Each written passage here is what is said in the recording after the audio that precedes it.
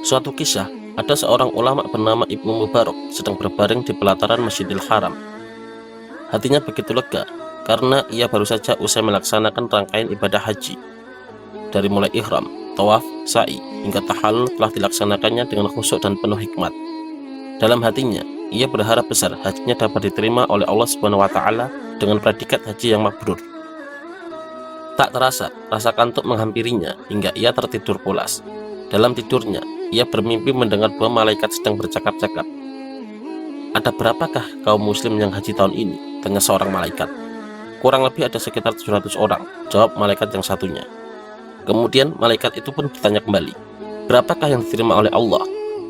"Tidak ada sama sekali," jawab malaikat yang satunya lagi.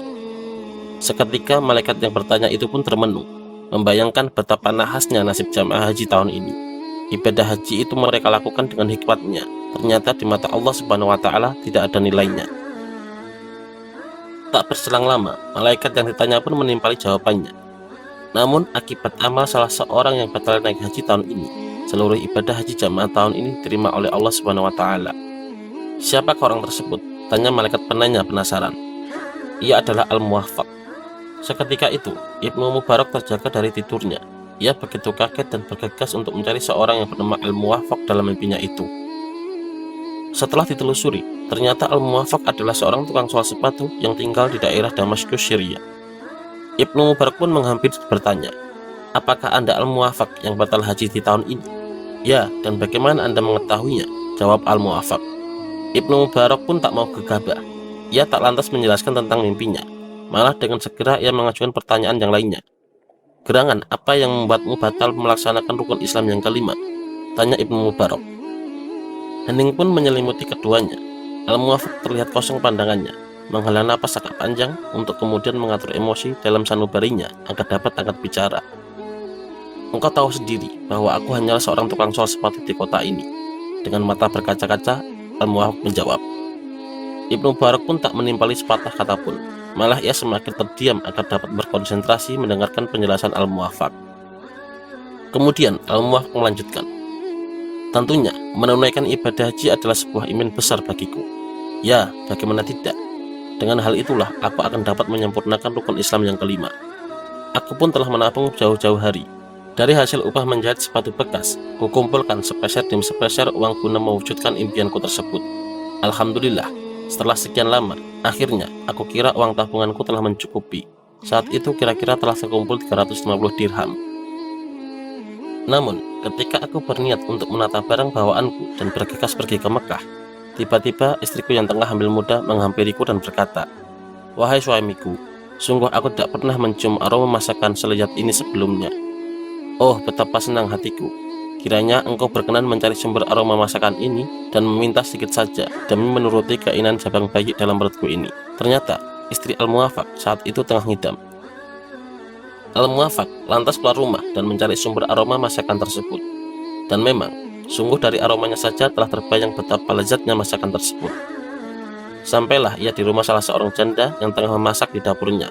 Tanpa berkata panjang lebar, ia segera mengutarakan maksud kedatangannya untuk meminta sedikit saja masakan janda tersebut. "Sekali-kali, janganlah engkau meminta masakan ini, karena aku tak akan memberikannya," ujar si janda yang menolak mentah-mentah permintaan Al-Muwaffaq. Al-Muwaffaq pun tak patah arang. Ia menawarkan akad jual beli kepada si janda agar rela menjual masakannya meski dengan harga berapapun. Namun, sekali tidak tetaplah tidak. Janda itu tetap tidak bergeming, menolak dengan keras segala penawaran yang diajukan oleh Al-Muwaffaq. Al-Muwaffaq pun terheran-heran, mengapa wanita ini begitu kokoh dan tidak mau memberikan barang sedikit pun dari hasil olahannya. Karena Al-Muwaffaq begitu memaksa, dan wanita itu pun telah kehabisan kata-kata untuk menolaknya. Akhirnya sang janda berkata, "Sungguh, masakan ini tak akan kuberikan kepadamu, karena bagiku ini halal, dan sedang bagimu hukumnya haram." Al-Muwaffaq pun semakin bingung dengan ujaran si janda tersebut. Mengapa makanan selezat ini bisa haram hukumnya bagi Al-Muwaffaq? Kemudian, si janda tersebut menjelaskan bahwa keluarganya merupakan orang yang amat fakir dan miskin. Sedang dalam tanggungannya, terdapat beberapa anak yang lemas kelaparan. Mereka telah berhari-hari tidak makan. Bahkan, mereka sekeluarga terancam mati kelaparan. Hingga akhirnya, ketika sang janda tengah menyusuri jalan, ia melihat bangkai keledai kaku terkapar di pinggiran. Kemudian ia pun mengambilnya dan kemudian jadilah masakan yang kini tengah diperdebatkan. Al-Muwaffaq lantas merasa iba. Ia segera berjalan kontek berbalik arah menuju ke rumahnya. Ia ambil sekantong uang dirham yang tadinya ia rencanakan sebagai dana perjalanan ibadah haji. Ia tidak menghiraukan tentang kegagalan naik haji yang telah lama ia dambakan.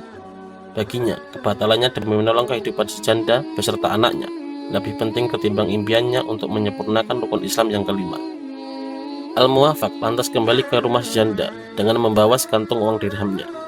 Ia meminta agar uang tersebut dimanfaatkan si janda sebagai modal untuk membuka usaha, hingga nantinya kehidupan anak-anaknya dapat terjamin dan janda pun tak sampai terpaksa mengolah bangkai keledai demi melangsungkan kehidupan mereka.